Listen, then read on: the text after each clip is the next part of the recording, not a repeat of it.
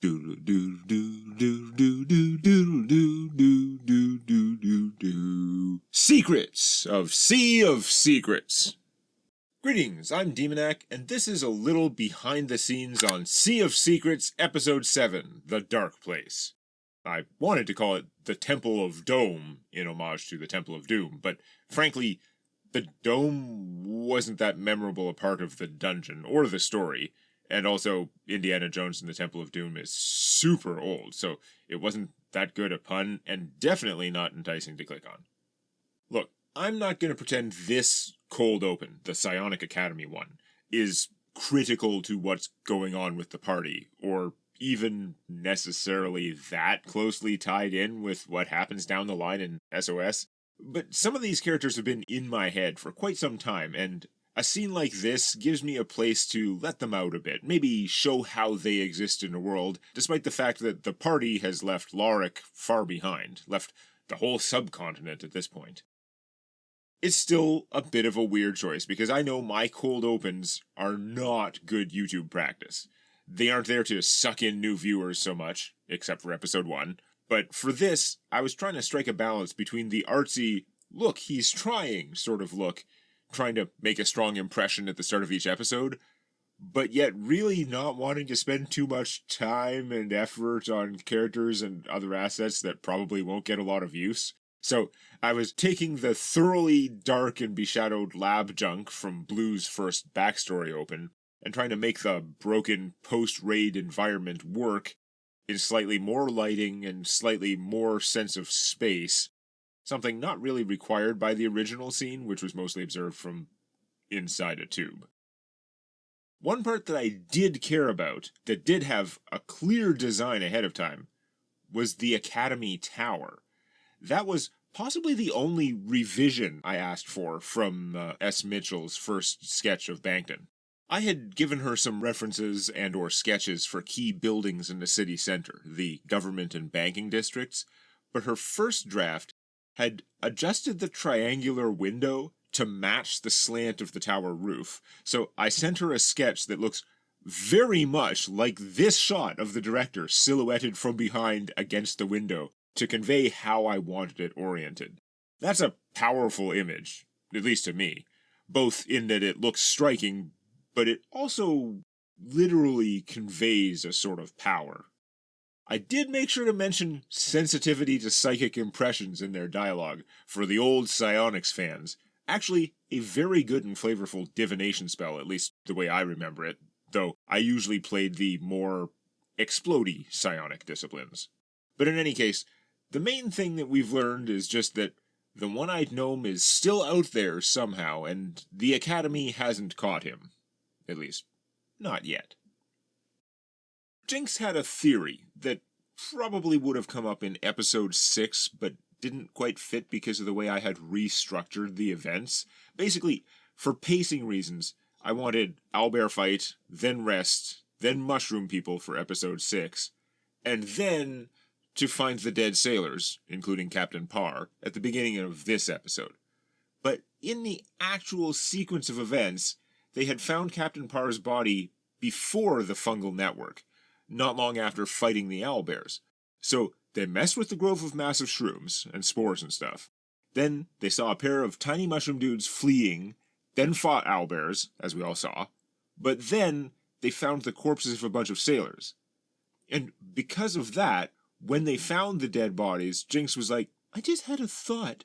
What if the mushrooms are making us see things, and we're killing sailors instead of owlbears?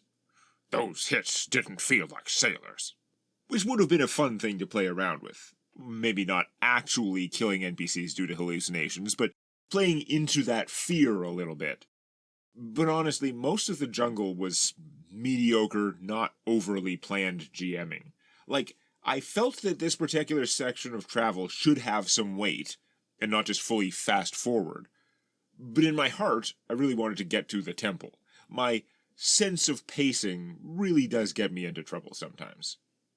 For at least a couple sessions before this, I had been lazily skipping over some of the more mathematical aspects of game mastering, converting the challenge rating math into actual experience.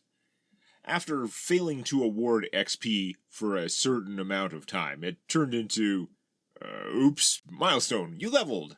But for session number 5, the first session in the jungle, I was determined to get back on track tracking XP.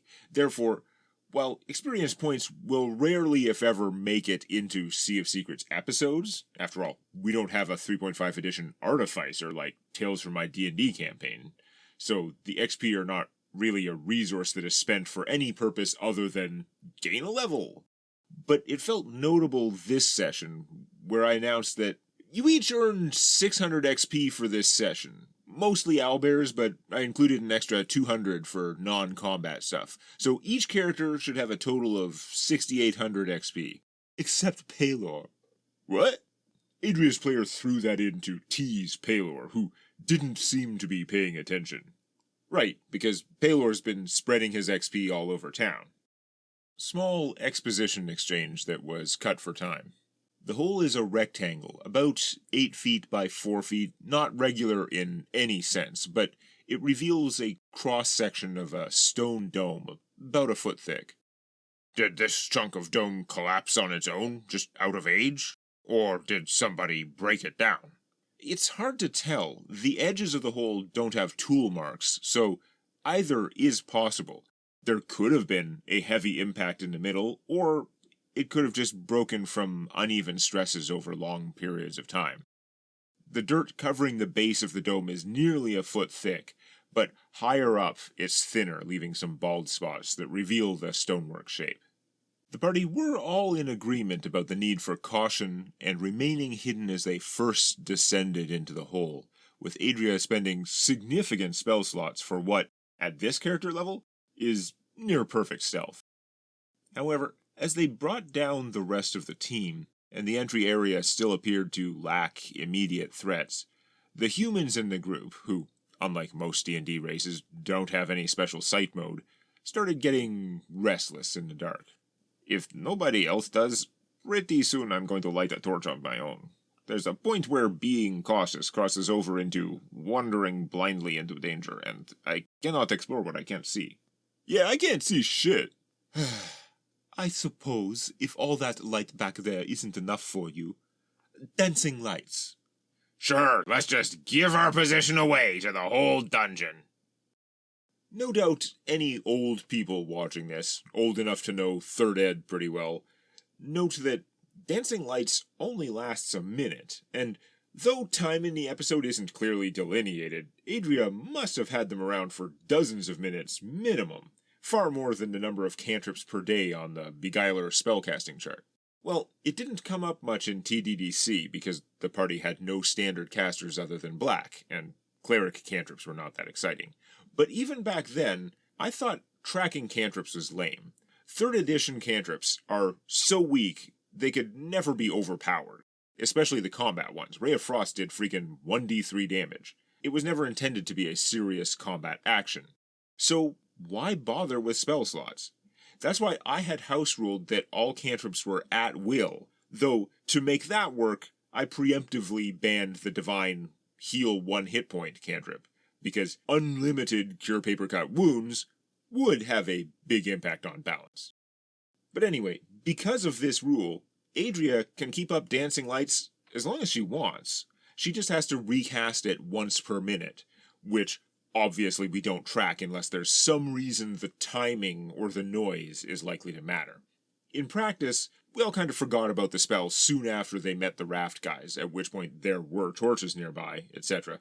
So it's unclear when Adria stopped recasting dancing lights. Animation-wise, I just kept them around for atmosphere until I didn't feel like it anymore. As a looping animation, I didn't have to do much except move them around whenever there's a scene or a camera change. Though they did create a few bugs I had to fix near the end of production, due to the way Adobe Animate handles graphic tweens. I did a lot of trimming to keep these scripts, episodes 6, 7, and 8, under control, so a bunch of fun little interactions were left on the cutting room floor. For example, here's the extended version of a little interaction as they circled around the massive pit, past Jeff's corpse. Hey, don't get ahead of us, Jagad. You're all right here. I'm just curious. Well, make sure somebody goes ahead of him. Except if it's you, Blue. Say you walk ahead, trigger some traps, the arrows probably go over your head and hit your god anyway. That'd be awesome. Man, I don't know if I should be insulted if they built the traps too high for me, or happy about it. The bits about the murals, and Adria finding and deciphering the ancient runes hidden within them, that was all covered pretty fully in the episode. By the way, don't strain yourself looking for text on the screen. It was nowhere near worth the time to try and hide actual text. I just tried to make the flame tiles interesting enough for suspension of disbelief. There is no hidden message IRL. I find it interesting looking back from 2025 at what game design I viewed as a problem and how I resolved it. In this case, the change to Decipher Script. In 3.5 edition, Decipher Script was a skill. You would make a check to understand written stuff. It was simultaneously too specific and too broad in many ways. Honestly, not a big fan of the D&D skill system in general, and in 3rd ed, the skills also added extra math for character building and level ups, for no good reason beyond the nice feeling you get at being particularly good at a couple skills, or at being slightly competent at a whole pile of different ones. Anyhow, at the time, I was trying to find a balance where Decipher Script still worked, and might have some value, but where the spell Comprehend Languages didn't completely defeat the purpose, while simultaneously not being redundant, especially since Adria had both, because her player, Angel's player from TDDC, liked his character to be very good at that sort of stuff. Hence my idea that Comprehend Languages, instead of being automatic, would use Decipher Script, but giving it a huge plus 20 bonus, sort of like the jump spell gives a huge bonus to a particular skill. I mean, plus 20 Decipher Script is going to work most of the time, as long as you have at least 1 point in DS, because it's a trained-only skill. But then, both become valuable in this situation when I slapped very high difficulties on checks to decipher a dead language. So at least it feels like she's spending a spell to do something, which would otherwise require almost epic levels of skill. The reason it seems funny to me now, looking back, is when designing my own RPG system, working title 5D RPG, since it plays much like 5th edition, but with more character build and tactical options right from level 1. When I designed the game, several years wiser and more experienced, I got rid of knowledge checks entirely. Decipher Script isn't technically knowledge, but it works pretty similar, gating information behind a skill check. And my newer preference is to let players choose their character's knowledge areas, almost whatever they want. Then treating broad knowledge, like magic or politics, as having shallow knowledge of almost everything in the subject. While if you pick a narrower knowledge, like runestones or politics of Bankton, then the GM would give credit for much deeper knowledge in that specific area, including at least a little info about even very rare or niche aspects of it. There's no fixed list of knowledge areas they can pick, though it's good to provide a list of, this may be useful for your specific campaign. But really, they can help outline their character by picking just about anything, as long as GM can veto things that are too specific or secret, and should give them a little warning if a knowledge is unlikely to come up. Though a character with a lot of knowledge picks might spend 1 or 2 on things they know won't pay off in-game, just because that's who their character is. Like Charles Darwin having knowledge evolution for the broad stuff, but also taking knowledge barnacles, just for the lulz. With this approach, in gameplay the bias is just to give out the information. As GM, you're already deciding what info and how much to provide to players all the time. In traditional D&D, you make them roll a die first, and if they succeed, you figure out how much you are willing to tell them about the weaknesses of this creature, or the politics of this city, or whatever. You are already adjudicating what is relevant and what isn't, and what you can reveal that helps the story, without completely ruining the mystery, unless this is one of the last clues they need to put the picture together. But if they fail the roll, you just don't tell them. Yay. And worse, if it's info that you want to give them that would make the story better for the players, or, God forbid, info they actually need to progress the plot, then you have to find another way to get them the info, which is more work for you, and doesn't reward the player for their character's knowledge. Not every player or character may care that much about their knowledge, but for some of them, knowing X or Y is part of the heroic fantasy they're trying to play out. So failing a check in your best knowledge can be kind of a downer. And in all but the silliest campaigns, it's extra annoying if the wild swings of the D20 cause the cleric to fail a knowledge check on their own religion, while the Arctic Ranger who spent all their life up north in igloos rolls a 19 and shows them up with random knowledge of your patron saint. It may be fun to improv in the moment, but does not feel good when it goes against your character. So if you're used to knowledge checks, my version is just, instead of rolling, assume every trained knowledge check succeeds. When there's info, you check which characters have knowledge of that thing, or adjacent to that thing. Or maybe it relates to one of their backgrounds or even backstories, and you credit that character as sharing the info. Maybe ask them how they know about it if you want to bring in a bit more improv. Plus, when you start looking at knowledges, you also see if some expertise you didn't think of might provide an extra tidbit. You didn't plan it, but maybe barnacles do have something in common with this monster. And finally, if there's a piece of information that fits the character's knowledge, but you don't want to give it out for some reason, it'll spoil a plot twist, or it's just too deep, too secret, I don't think it makes sense. That's okay. When a character doesn't know something in one of their knowledge areas, what they do know is where they might find that information.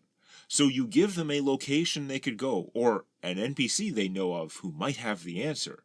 This both credits the character's knowledge, even though they don't have the answer, but it also gives them agency. They and the rest of the party can decide whether they have time to go look up this NPC, potentially letting you create a new plot hook or side quest, or whether they can get to this place to research it, or whether they should choose to just push on without the answer. Because for some groups, knowing is half the battle, but for other parties, finding out the hard way is what adventuring is all about.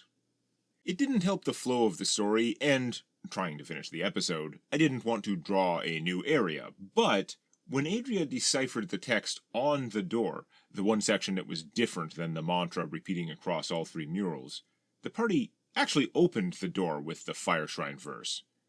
Adria searched the stone door for traps first, but her roll was poor. Whatever, I'm Palor, I'm fiery, I want to try the door. I can give you a tiny resistance buff if you're going through that door. Oh, I'm going. I use the cantrip to give you +1 to saves then. I can heal you, if you survive. Palor's pretty strong. You shove open the south door with a stone-on-stone grinding noise to see a 20-foot-long hallway, which then opens into a 30 by 30-foot square room with a door leading further south and one leading east. I'm pretty sure the crew of the Wispy Lass didn't go this way. That's a safe bet. The dusty floor in the hall suggests nobody's been in here in a very long time. Perhaps we should find them before exploring further.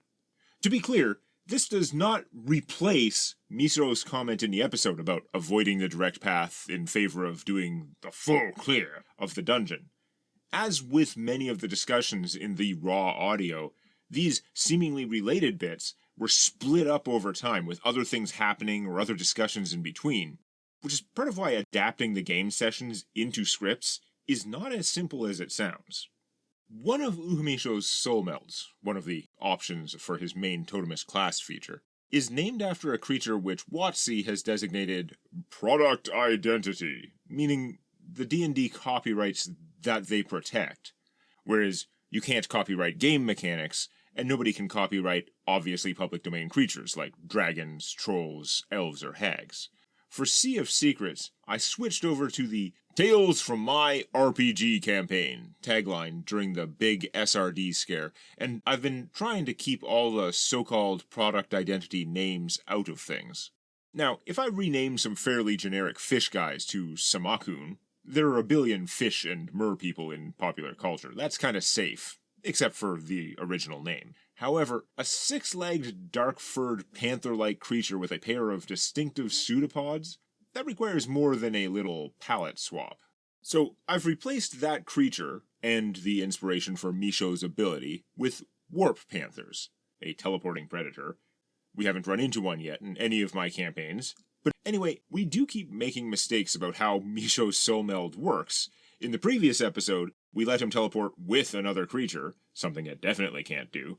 Then, in this episode, we all thought it required line of sight, like you have to see the spot you want to appear in. Well, I looked it up, and the soul meld just says it works as Dimension Door, except as specified, and Dimension Door does not require LOS. But I don't know if we ever figured that out during the campaign, so in the episodes, we're going to keep treating it as requiring line of sight unless we contemporaneously determine otherwise. It works well for story anyway, like how they worked to get the door open enough for Misho to peer through, and then he teleported in. Thank you, Joshua Smith, for making me look up and fix errors in the Patreon version of this topic. My fantastic Patreon patrons get secrets videos about a week early so that I can answer some of their questions in this final video on YouTube, where I read the questions out in random, sometimes ridiculous voices. Like this. Martin asked, I'm curious about the temple. The bad place.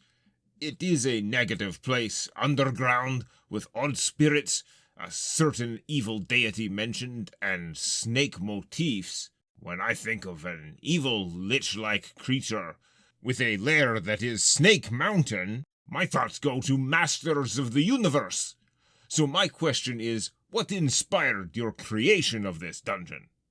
That's a good question. Not sure I have a good answer, but it's not Masters of the Universe. I mean, there's at least one inspiration that I can't talk about yet, because we've got a bunch of this place yet to deal with. I will say, I liked the idea of showing how super old the temple was by having the dome, the surface feature, have been covered over by the passage of time, though the structure was definitely built mainly underground. I also liked the contrast of it being super old and yet also visibly unfinished, suggesting something happened. I like the big empty arched halls, which feel spooky on their own and potentially spookier when they discover those weird tunnels connecting them, seemingly not part of the original or planned structure. So many hiding places, with virtually nothing in them that they've found so far. Of course, we know by now that I also like leaving a lot of open-ended mystery vibes, which, of course, don't all need explicit answers. Random fact, the small stairs up in the dome room, from whence the water seems to have flowed in, is just a stairway up to the actual designed surface entrance. But with the passage of centuries, a river shifted such that a branch of it split off, draining down these stairs. All of which to say, they aren't missing anything by not exploring up there. And I think one of them tried, and I essentially just told them the above. Rex asked, I remember you mentioning snake men during your History of the Gnomes video, and that they invaded the Feywild. Can you give any indication as to why they abandoned the Fadelands? 'Cause it's clear that they came from these jungles. Well, my old Basics the Gnomes video holds up much better than I would have thought. As a story, I like it a lot, if one ignores the production values and the typos. Anyhow, that's an interesting question. Ancient snake temple here in the Fadelands, snake people involved in downfall of the Nihon, the homeland and paradise lost of the gnomes, in a very similar location within the Fae. Of course, when you get into those near the beginning sort of mythological times, the timeline tends to get fuzzier, with conflicting accounts of which events happened first. Did X happen before or after God Y died, and so on. One has to wonder then, where the sinister snake people showed up first, how and why they crossed over from one realm to the other, and what connection they might have had to the calamity which struck down from high above in the Fae sky, landing off the coast and causing the tidal wave which devastated the valleys of the Nihon. Can't add much more than that right now, other than my new WotC-safe name for these snake folk in the Deathfin setting is the Surasi. Rinsaku Blade asked, Can you tell us more about the Essentia energy introduced by Uhamisho's class?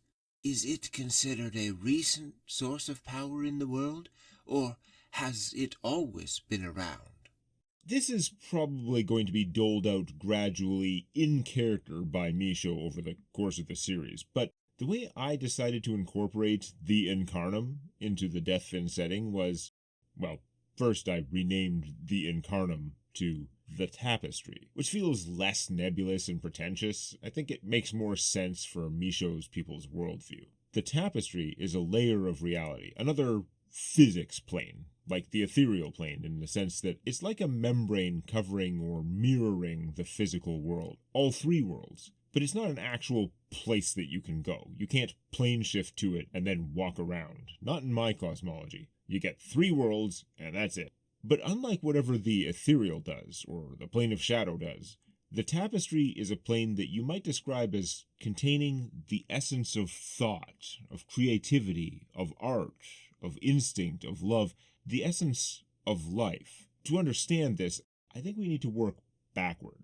When a creature dies in the Deathfin cosmos, the soul leaves the body. The soul is you, right? Your consciousness, your mind, your will. That stuff's the soul, and your soul moves on to the heavens or the hells. Unless something weird happens, because fantasy world. Your body, the physical part of you, is left behind. It gets eaten by animals or monsters, or decomposes, or maybe somebody buries it, or cremates it, or reanimates it as undead. Regardless, what happens to your body doesn't usually affect your soul. But D&D is full of weird exceptions and fantastical, often horrible, stuff that can happen. Here's one weird one that becomes common when player characters or necromancers get involved. Some spellcaster can wander over, find your body, say, I wonder what that dead person knew, and cast Speak with Dead on you. And here's a weird thing that is a fairly common interpretation of that spell through some D&D editions. Speak with Dead doesn't actually contact your soul. It's based on the body. Now, the spell reacts as your soul might have wanted when you were alive. If it's a question you would strongly resist answering, your corpse won't answer it, or maybe gets a saving throw based on the stats you had in life, however that makes sense. If you played Baldur's Gate 3, you know that if you kill somebody, their corpse refuses to talk to you. But the information is supposed to be in the body, not in the soul. The spell cannot actually talk to your soul in heaven or hell and learn about the afterlife or whatever. Again, this is true in most versions of D&D that describe the spell in detail. Usually it's all hand-waved. What I said when fitting Incarnum into my setting is that the Speak with Dead spell is actually accessing the tapestry. Your thoughts and dreams, your experiences and instincts, those aren't recorded in your physical corpse after your soul leaves, but rather they're encoded in the tapestry throughout your life as you think and feel them. It's a layer of the universe that receives and records, in a sense, the story of your life, of every creature's life. The soul, the part that is you, moves on in a way, but the universe remembers you, your deeds, the things you were proud of, the things you were ashamed of. And through the tapestry, totemists like Uhamisho access the essence, the experiences and instincts of their ancestors. And of course, they include both their literal ancestors and the other animals and magical beasts of the land. For example, Misho's soul meld allows him to tap into the tapestry's record of the muscle memory, or whatever you call the magic equivalent of muscle memory, that a warp panther develops for using its teleportability. And that's how, magically, he is able to do the things he does. Meanwhile, incarnates, the other Incarnum class, since Soulborn doesn't do anything, imbue themselves with power by drawing upon the thoughts and deeds of epic heroes or villains, like drawing upon the bravery of the smith, or if you're the elven swordmaster type Tome of Battle prestige class, you could draw upon the lifetime of knowledge of a deceased elven warrior, like a phantom sensei to guide you. Essentia, then, to get back to the original question, is the magical resource used to interact with the tapestry. Sort of like mana is a way that many people think about the power used to cast magical spells and stuff. Mana is not literally a game mechanic in D&D, but Essentia is. Each creature has a capacity for essentia, which grows as they grow more experienced, more powerful. But most creatures have no way to use that capacity. Just like most humans can't cast magic spells, and like how, even though halflings in Deathfin naturally get one psionic power point, that doesn't let them do very much unless they get a psionic class or learn a psionic feat. Gaining levels in an Incarnum class, like Totemist, gives you points of Essentia, and they can use those points to empower their soul melds. While at the more thematic, fluff level, soul melds themselves are made of Essentia, the energy that living things use to connect with the tapestry, and to draw upon strands of information that lie therein. Of course, that doesn't explain what's going on with these stupid balls floating around the temple and zapping people with hatred. But just like how souls leave the body and go to the heavens or hells, doesn't explain why occasionally a soul ends up as a ghost or a wight or who knows what in D&D. A lot of D&D monsters and stories come from the world not working the way it's supposed to. Also, fun fact, the tapestry means that in this world, when you love someone, that love very literally does live on, probably until the end of the universe, because the act of feeling that love is written into the tapestry. Administrator Orange asked, Who was Korstrad? Going from his name, assuming that was his name, similar to Vistria being named after its first king, he seems to be the other brother when it comes to the Sons of Smith. And what's the current state of Korstrad after the implosion of its monarchy? Is it some type of post-Roman Empire state where warlords make claim to the old kingdom for legitimacy? Or a warring states period ordeal? Korst was, indeed, one of the 3 sons of Smith, who became the kings of the 3 brother nations when the Smith's domain was split up upon his death. As for the current state of Korstrad's government, they've gone through their warring states period, and the reign of the King of Rogues, and at this point, they are really just a shattered remnant, a protectorate of Vistria, a country which for 100 years has barely been able to protect itself. All that is left of the former nation are really just a collection of weak baronies in the Corderand region, which mostly try to support each other and make alliances with the free tribes to help them fend off the encroachment of dangerous megafauna from the rest of the Korstrad subcontinent. Sometimes one or the other of the barons tries to consolidate some power and declare themselves the Duke of Corderand, for their own vanity, prestige, etc., but it never lasts, never seems to make a difference. And it really says something that Duke is as big as they can dream. There's been no king of Korstrad for centuries, many lives of men, and the Winter Palace still sits empty beside the crumbling Colosseum. Administrator Orange also asked, Who or what are the Cold Riders that Devonis fought against in the Tale of the Red Sash? What were their motives? Did they know that he was the avatar of Delvash? Or were they manipulated by the evil god to attack in order to increase Devonis' prestige? The Cold Riders, who appeared in a single line of the Red Sash, one of my higher production Legends videos, full of Deathfin setting lore, were one of those touches that I throw into world-building stuff with minimal context, specifically to make the world feel bigger. That's actually one of my old world-building tips. Almost anytime you're listing 2 or 3 actual things in your world, just make up and add one more thing to that list. If an extra one would get in the way of the story, make it a thing that once existed but doesn't anymore.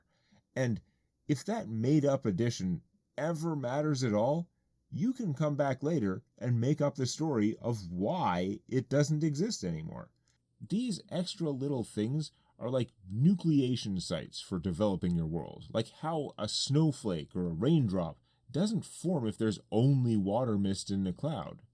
They form around some microscopic particle in the air, where water gets attached and starts building up into the raindrop, or growing into a crystal of snow. So the Cold Riders were thrown in to add to the list of Lord Devonus's accomplishments in the legend of his rise to power. But given the very specific and slightly odd art I gave them, it's fair to guess that I did have at least something in mind with these guys.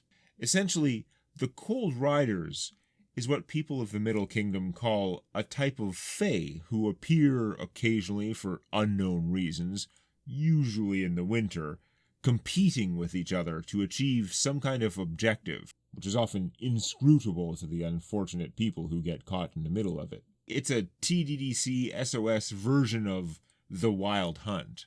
Beyond that, I should just point out that little dark thing in the middle of their helm, that's their head. The helm is a very thick protective block of ice that they form with their powers to protect themselves, in addition to their actual armor. It's doubtful that the evil god Delvash manipulated these particular beings, though hard to entirely rule out, I suppose. But it's likely that he predicted their coming, leaving that as one of the omens for Devonus to make use of. And conversely, it's possible that these Fae chose that particular time and place to ride because they sensed or suspected something sinister about this new and dangerous human lord. Bessie asked, "What can you tell about the Psionic Academy and their history?" The Psionic Academy is a centuries-old institution that arose during the One People phase of Laric's history, when the two peoples who had moved into the deserted Adar territories, the humans and the halflings, finally resolved most of their conflicts and began building combined communities. Things weren't perfect, of course, but they were good enough that some people were able to turn their energy to the study of the weird crystals dotting the countryside.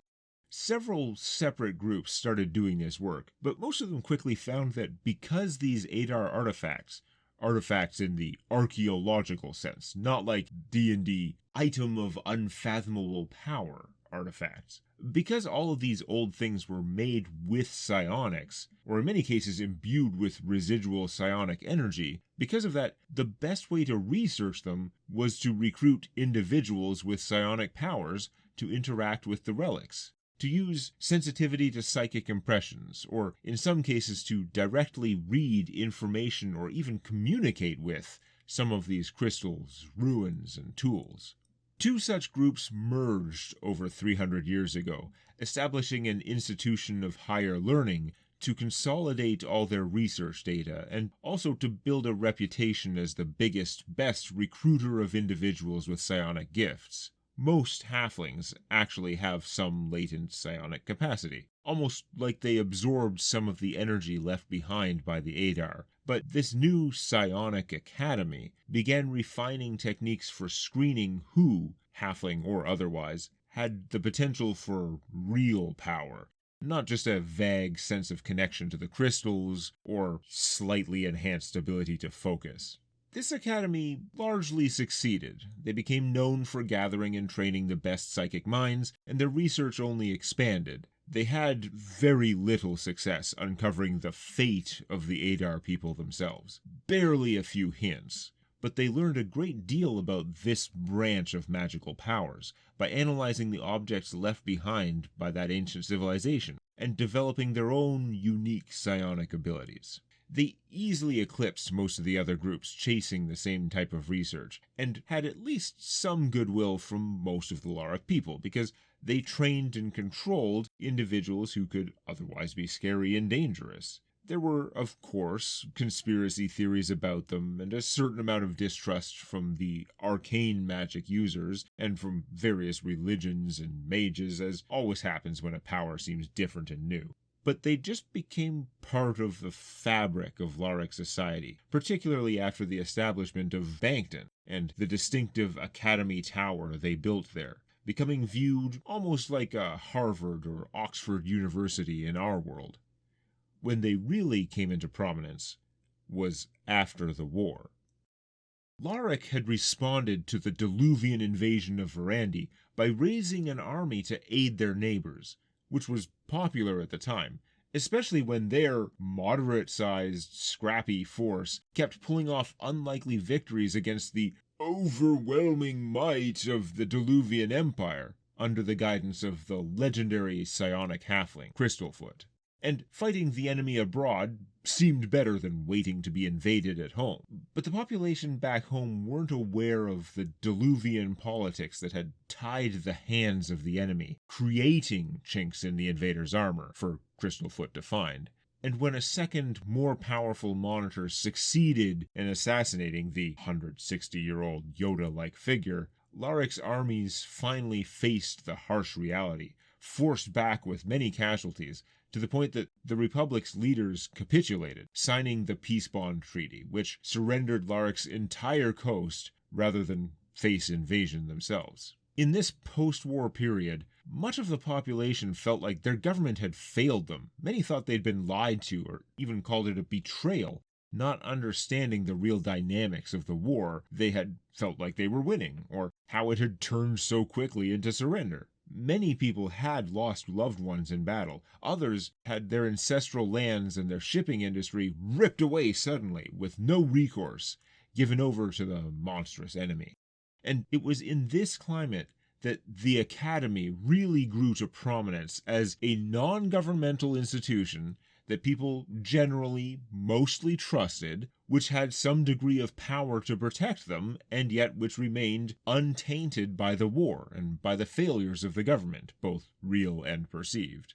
The Psionic Academy, especially in and around Bankton, already helped investigate and combat mysterious problems and insidious monsters of the kind fantasy people have to face from time to time, similar to how the Hand of Sirius protects Vistria from weird and dangerous stuff. As people began looking to the Academy for leadership and protection, its prestige grew swiftly, which translated into even wider recruitment of psionic talents, and more resources for both their research and their more direct activities. Now, a century later, under Director Veluma, the Academy functions much like a government agency, despite being privately controlled, not answering directly to Laric's democratic processes. It's no longer as popular as in the immediate post-war period, but rather is viewed much like Americans might view the FBI, just an agency that exists, which probably protects them, though most people don't understand quite what it's doing, and significant chunks of the population are suspicious or outright distrust it for various reasons.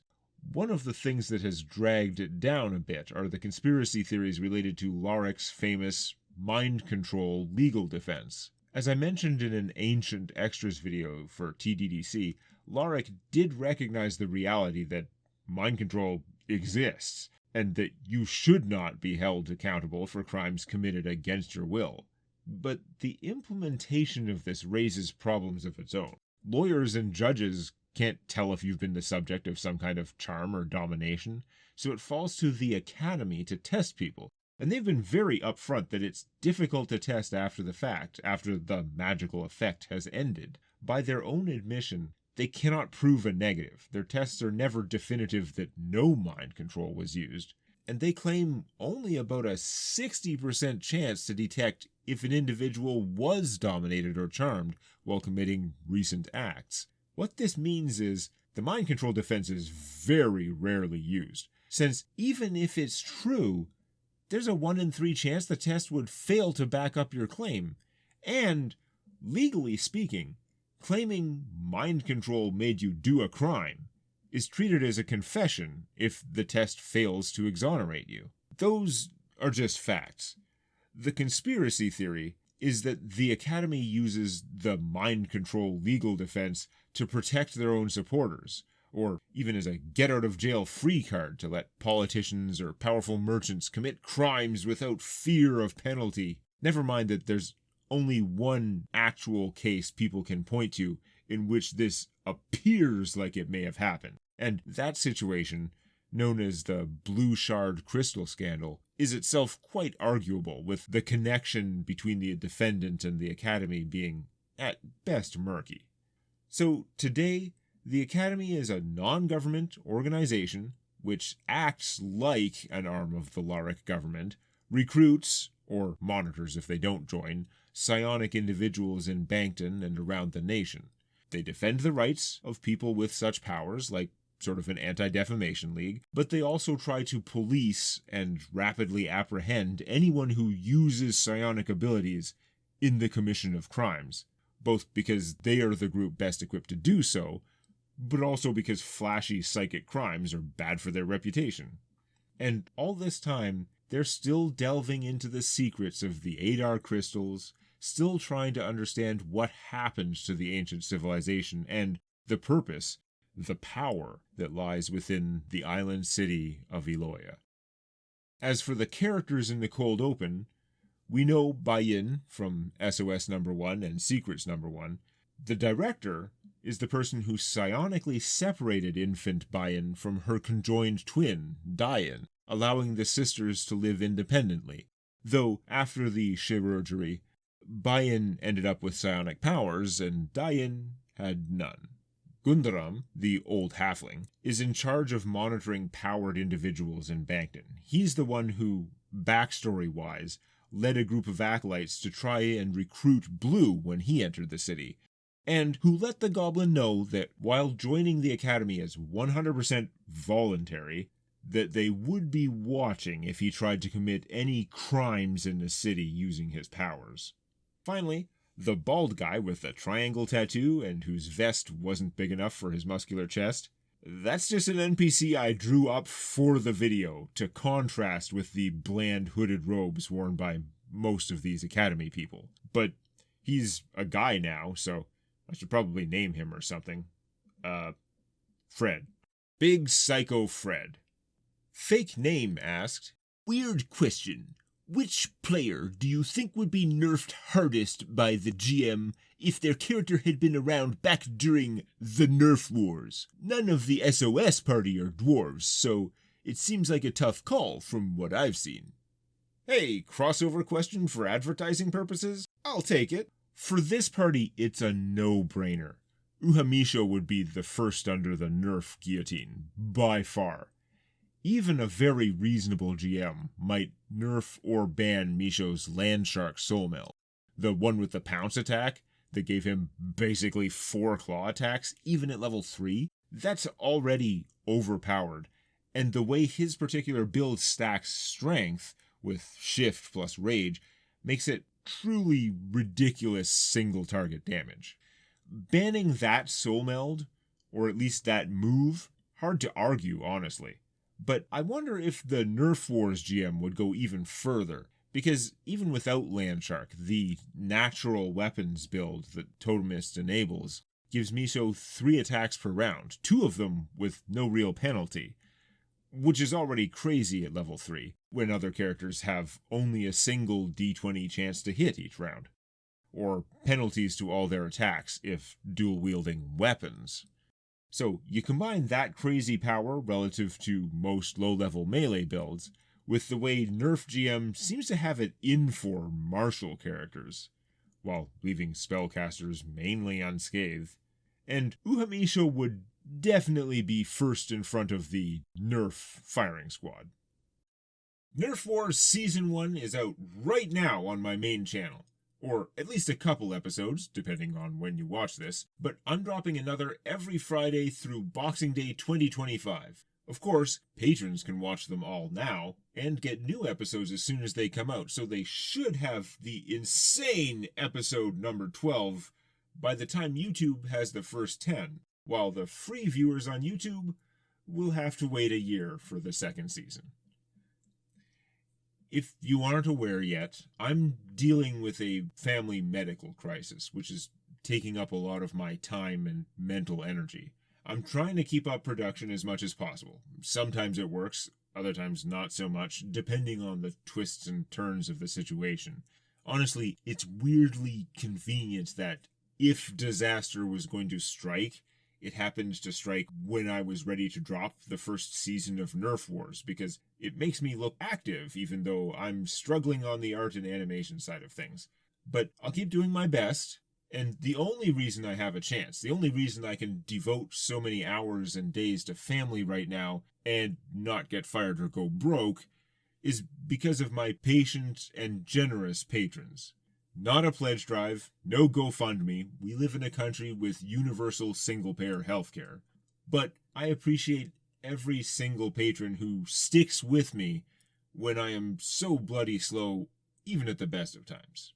Also, if you don't know, all secrets, extras, and junk like that are going to be here on the Demonac Extras channel, so make sure to subscribe if you haven't already. Thanks again to all my patrons who make this channel possible, with a special shout out to Aether Mordu, Administrator Orange, Andrew Drake, Alberio, Oust, Aurelius, Bedemir, Bessie, Brethren, Carnlin, Bulk, Captain Rook, Dimon, Darkwood, Dragonloot, Draugr, Eckerdeer Thalion, Earl of Sanguine, Fake Crossroads, Fireborn, Freight Knight, Thorfiend, General M.O., Gregor Draws, Gator Island, 9, Hakoon, Lieutenant Red, Lonito, Lord Aben, Malison Dash, Mars Project, MG3D, Norgren, OI1, Pedrig of Rooney,